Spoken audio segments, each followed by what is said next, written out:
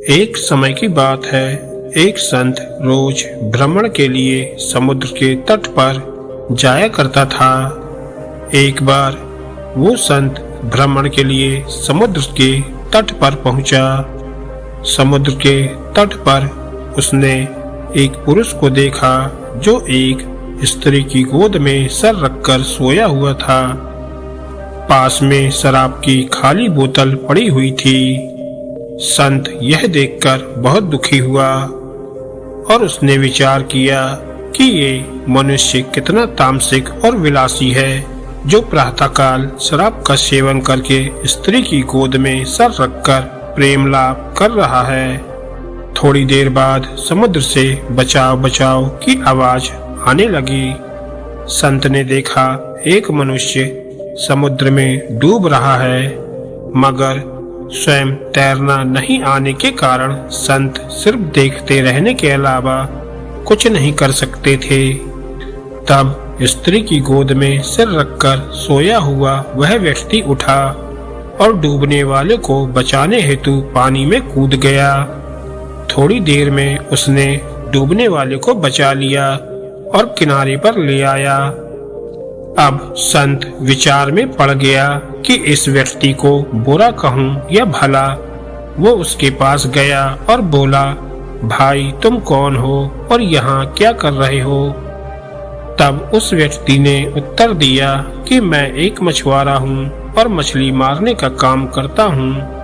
आज कई दिनों बाद समुद्र से मछली पकड़कर प्रातः जल्दी यहाँ लौट आया हूँ।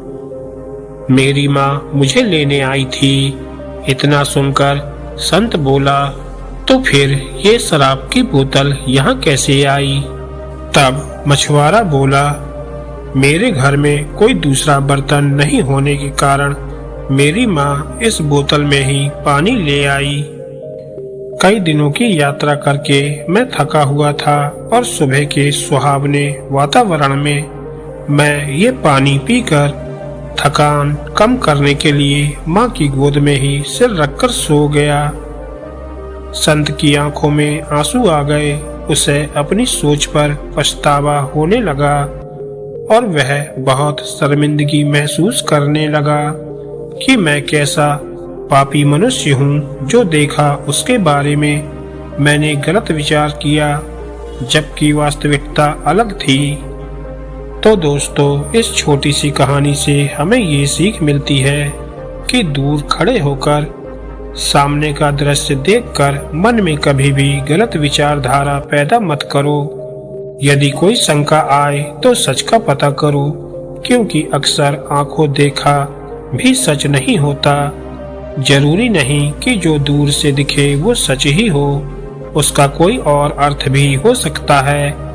लेकिन अल्पज्ञानी मनुष्य अनेक विकल्पों की सोच दरकिनार करके सिर्फ एक मंशा व पहलू को मान्यता देता है, जिस वजह से सामने वाले के प्रति मन में एक गलत इमेज बन जाती है। कोई भी बात जो हम देखते हैं हमेशा जैसी दिखती है वैसी नहीं होती, उसका एक दूसरा पहलू भी हो सकता है। किसी के प्रति कोई निर्णय लेने से पहले 100 बार सोचें और तब फैसला करें। हम उम्मीद करते हैं कि आपको ये कहानी जरूर पसंद आई होगी और ऐसी ही ज्ञानवर्धक और मोटिवेशनल कहानियाँ सुनने के लिए हमारे चैनल को सब्सक्राइब करें। धन्यवाद दोस्तों।